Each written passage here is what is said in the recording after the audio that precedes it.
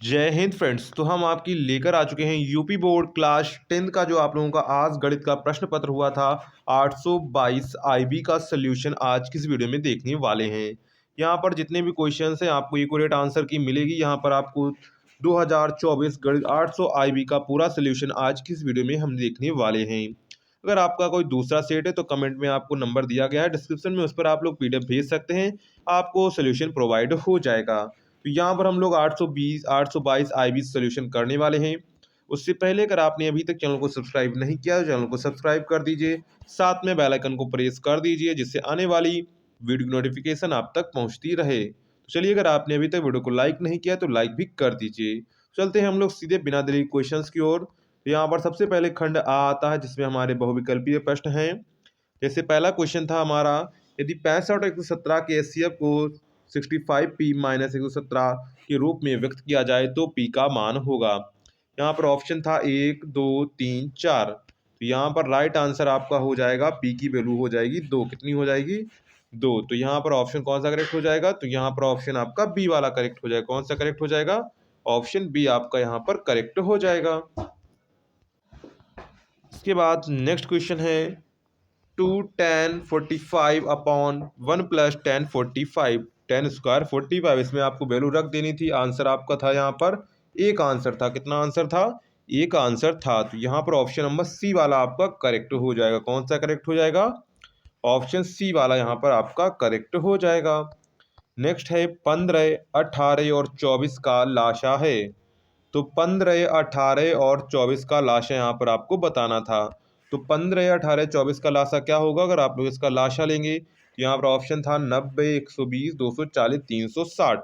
इसका आंसर क्या हो जाएगा? 360 हो जाएगा। क्या हो जाएगा? 360।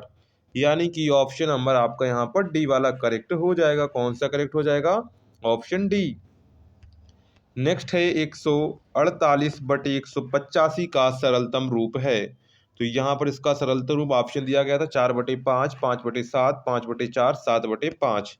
तो इसका राइट आंसर क्या हो जाएगा? 4/5 हो जाएगा। क्या हो जाएगा? 4/5।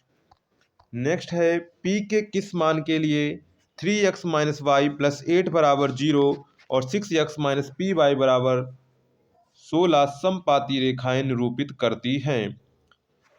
-2 यहाँ पर ऑप्शन दिया गया था -2 2 1/2 -1/2। तो यहाँ पर आंसर आपका बी वाला करेक्ट हो जाएगा 2। क्या हो जाएगा? 2। नेक्स्ट है यदि 3x प्लस 2py बराबर 2 हो और 2x प्लस 5y प्लस 1 बराबर 0 हो तो निरूपित रेखाएं परस्पर समांतर हैं तो p का मान ज्ञात कीजिए। यहाँ पर 15/4 -4/5 3/5 5/3। इसका राइट आंसर क्या था? 15/4 था। कितना था? 15/4 था। तो यहाँ पर ऑप्शन नंबर आपका ए वाला करेक्ट हो जाएगा।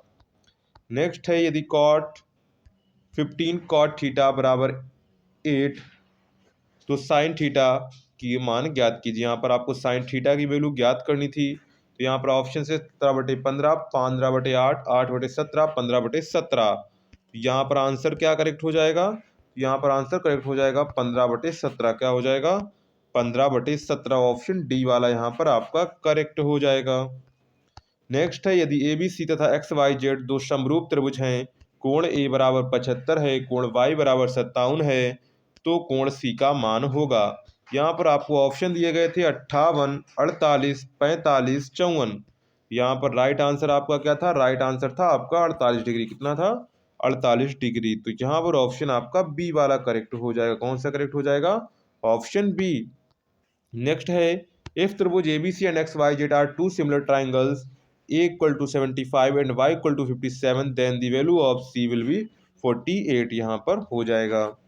नेक्स्ट है यहाँ पर आपकी बिंदु M -3, 4 की मूल बिंदु से दूरी है। यहाँ पर आपको मूल बिंदु से दूरी पूछी गई थी और यहाँ पर ऑप्शन आपको दिए गए थे 5 6 49 और 1। तो यहाँ पर आंसर क्या था? 5 मात्रक। कितनी थी? 5 मात्रक। तो यहाँ पर ऑप्शन नंबर आपका ए वाला करेक्ट हो जाएगा। कौन सा करेक्ट हो जाएगा? ऑप्शन नंबर ए आपका करेक्ट हो जाएगा। नेक्स्ट है बिंदुओं -2, 6 -2, 10 को मिलाने वाले रेखाखंड के मध्य बिंदु के निर्देशांक हैं। तो मध्य बिंदु के आपको निर्देशांक बताने थे। तो यहाँ पर हो जाएंगे 0,2। क्या हो जाएंगे? 0,2। तो यहाँ पर ऑप्शन नंबर आपका कौन सा करेक्ट हो जाएगा? सॉरी, यहाँ पर ये आपका 0,2 भूल गया। यहाँ पर आंसर था आपका -2,8 था। क्या था? -2,8 था। कर लेंगे आप लोग एक बार इसको। यहाँ पर ये बोल दिया था मिस्टेक से, तो यहाँ पर आप लोग इसको काट के इसको कर लेंगे। ए वाला था -2,8। इसके बाद था कि समबाहु त्रिभुज एबीसी में यदि एडी लंब बीसी हो तो एडी स्क्वायर की वैल्यू होगी। तो यहाँ पर एडी स्क्वायर की ऑप्शन दिया गया था half C D square, 4 CD square, 2 CD square, 3 CD square. तो यहाँ पर आंसर क्या होगा? 3 CD स्क्वायर। क्या होगा? 3 CD स्क्वायर होगा। तो यहाँ पर ऑप्शन नंबर आपका डी वाला करेक्ट हो जाएगा। कौन सा करेक्ट हो जाएगा? ऑप्शन नंबर डी वाला आपका करेक्ट हो जाएगा। नेक्स्ट है त्रिभुज एबीसी के शीर्षों के निर्देशांक क्रमशः 7,5, 5,7 -3,3 है। यदि बीसी का मध्य बिंदु डी है तो एडी की माप होगी। क्या होगी? एडी की माप होगी 4 मात्रक, 5 मात्रक, 6 मात्रक, 7 मात्रक। तो यहाँ पर राइट आंसर क्या हो जाएगा? 6 मात्रक होगी। कितनी होगी? 6 मात्रक होगी। तो यहाँ पर राइट आंसर क्या हो जाएगा? 6 मात्रक। क्या हो जाएगा? 6 मात्रक। इसके बाद नेक्स्ट क्वेश्चन है सेक थीटा बराबर 2 हो तो थीटा का मान होगा। यहाँ पर आपको थीटा का मान बताना था। तो यहाँ पर थीटा की आपको यहाँ पर ऑप्शन दिए गए थे 90, 60, 45 और 30। तो यहाँ पर इसका राइट आंसर क्या हो जाएगा? राइट आंसर आपका हो जाएगा यहाँ पर 60। कितनी हो जाएगी? थीटा की वैल्यू यहाँ पर आपकी हो जाएगी 60। इसके बाद नेक्स्ट है cosec square minus cot square 1 minus cos square theta का मान होगा। यहाँ पर ऑप्शन आपको दिया गया था sec square theta, tan square theta, cosec square theta, sine square theta. यहाँ पर आंसर आपका डी वाला करेक्ट हो जाएगा, साइन स्क्वायर थीटा। इसके बाद नेक्स्ट था एक लंबवृत्तीय बेलन के आधार का क्षेत्रफल 9 पाई सेंटीमीटर स्क्वायर है तो उसके आधार की त्रिज्या होगी। यहाँ पर ऑप्शन दिया गया 3 सेंटीमीटर, 6 सेंटीमीटर, 2 सेंटीमीटर, 4 सेंटीमीटर। यहाँ पर इसकी त्रिज्या कितनी हो जाएगी? 3 सेंटीमीटर हो जाएगी। कितनी हो जाएगी? 3 सेंटीमीटर। इसके बाद नेक्स्ट है 4 सेंटीमीटर वाले वृत्त के अंतर्गत खींचे जा सकने वाले वर्ग का क्षेत्रफल होगा।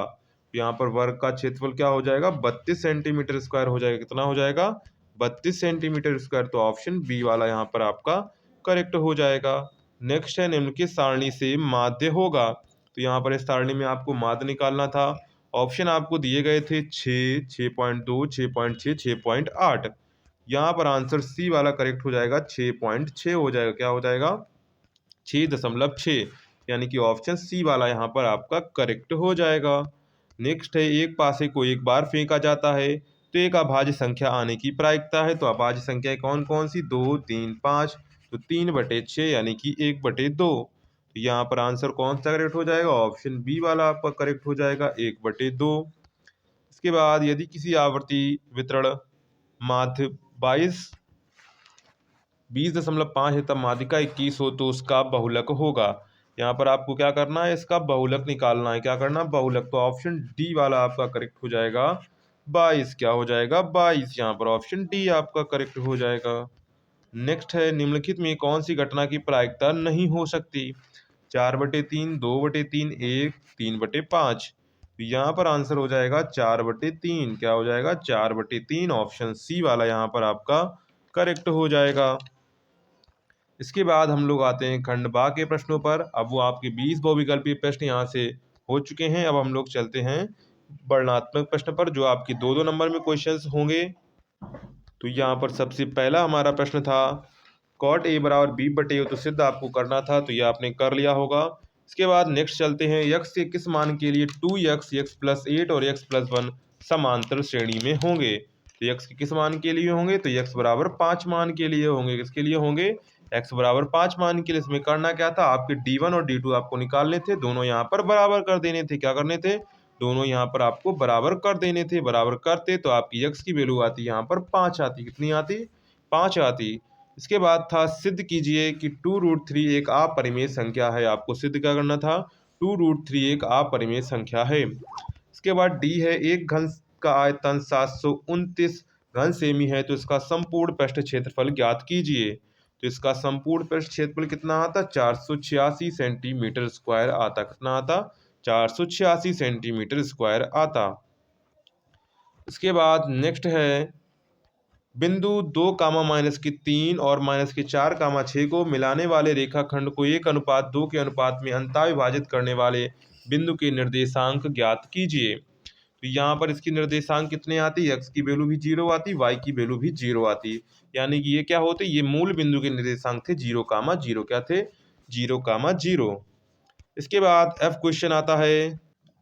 इसके बाद क्वेश्चन नंबर आपका एफ है, क्या है एफ है। तो यहाँ पर आपको आवर्ती वितरण से माध्य ज्ञात करना था। इसका आंसर आप लोग कमेंट सेक्शन में बताइएगा कि इसका आंसर क्या होगा, आपने क्या किया है। आप लोग जिनको आंसर देखना है मैं कमेंट में पिन कर दूंगा, जिसका राइट आंसर आ जाएगा, नहीं तो मैं ही उसका आंसर पिन कर दूंगा। इसके बाद आगे चलते हैं। तो यहाँ पर है किन्हीं 5 खंडों को हल कीजिए। यहाँ पर आपको टोटल 5 खंड हल करने थे, लेकिन हम सभी खंड को हल कर देंगे, आपको आंसर देख लेने हैं। माइनस के बिंदु माइनस की 4,4 बिंदुओं माइनस के 6,10 3,-8 को जोड़ने वाले रेखाखंड को किस अनुपात में विभाजित करता है। तो यहाँ पर अनुपात क्या आ जाएगा आपका अनुपात आ जाएगा 5:7 आ जाएगा। क्या आएगा 5:7 आ जाएगा। इसका आंसर आपका क्या हो जाएगा 5:7। इसके बाद नेक्स्ट है यदि बिंदु से वृत्त के केंद्र पर 7.60 सेंटीमीटर दूरी पर है, वृत्त पर स्पर्श रेखा की लंबाई 6 सेंटीमीटर है, वृत्त की त्रिज्या ज्ञात कीजिए। तो यहाँ पर आपको वृत्त की त्रिज्या ज्ञात करनी है, तो होगी 4.5 सेंटीमीटर। कितनी होगी 4.5 सेंटीमीटर होगी। यहाँ पर ऑप्शन में बी वाले में 4.5 सेंटीमीटर। इसके बाद नेक्स्ट है यदि इसकी किसी त्रिभुज की दो भुजाएं एक ही अनुपात में विभाजित करने वाली रेखा त्रिभुज की तीसरी भुजा के समांतर होती है, तो ये थेल्स की विलोम प्रमेय आपको यहाँ पर सिद्ध करनी थी। इसके बाद नेक्स्ट क्वेश्चन पर आते हैं। तो नेक्स्ट क्वेश्चन है 2 अंकों की एक संख्या के अंकों का योग 12 है, अंकों का स्थान बदल देने पर प्राप्त संख्या दी गई संख्या से 18 अधिक है, तो संख्या ज्ञात कीजिए। तो यहाँ पर क्या करना है, तो यहाँ पर आपको क्या करना है, दो अंकों की एक संख्या है, इसका योग क्या है 12 है, तो वो संख्या कौन सी है 57 है। कितनी है 57 है, 57 है। अगर इसको हम लोग जोड़ेंगे 5 + 7 को कितना आएगा 12 आ जाएगा। इसका आंसर क्या हो जाएगा, इसका आंसर हो जाएगा 57।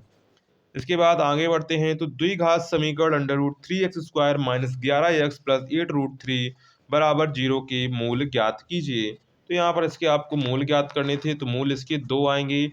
एक आएगा x बराबर √3 और दूसरा आएगा x बराबर आपका आएगा 8/√3। कितना आएगा 8/√3। ये इसके दो वैल्यू आएंगे, ये इसके मूल निकालने थे। इसके बाद थी यहाँ पर माध्यिका ज्ञात करनी, तो इसका भी आंसर आप लोग कमेंट सेक्शन में बताएंगे। इसका आंसर क्या होगा मैं कमेंट में पिन कर दूंगा, क्योंकि ये थोड़े इसमें फार्मूला वगैरह लगाने होते हैं, इसलिए मैंने इसको सॉल्व नहीं किया है। आप लोग कर लेंगे, सिंपल सा सवाल था।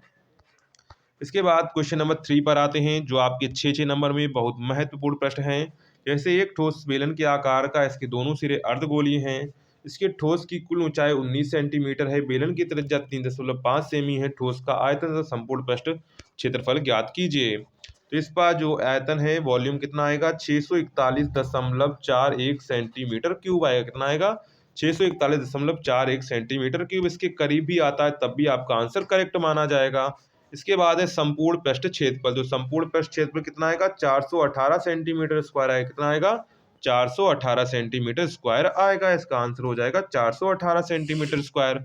इसके बाद अथवा है आपका, अथवा में आपको दिया, अगर आपको ऊपर वाला नहीं आता तो आप नीचे वाला कर सकते थे। तो यहाँ पर एक लंबवृत्त शंकु की ऊंचाई तिर्यक ऊंचाई 13 सेंटीमीटर, संपूर्ण पृष्ठ क्षेत्रफल 9 पाई सेंटीमीटर स्क्वायर है, तो इसके आधार का व्यास ज्ञात कीजिए। तो इसके आधार का आपको व्यास ज्ञात करना था। इसके आधार का व्यास होगा 10 सेंटीमीटर। कितना होगा 10 सेंटीमीटर इसके आधार का व्यास होगा।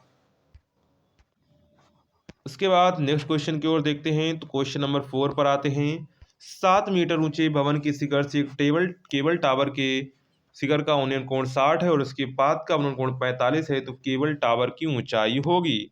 तो यहाँ पर केबल टावर की ऊंचाई लिख लेंगे आपकी 7 कोष्टक √3+1, ये केबल टावर की ऊंचाई हो जाएगी।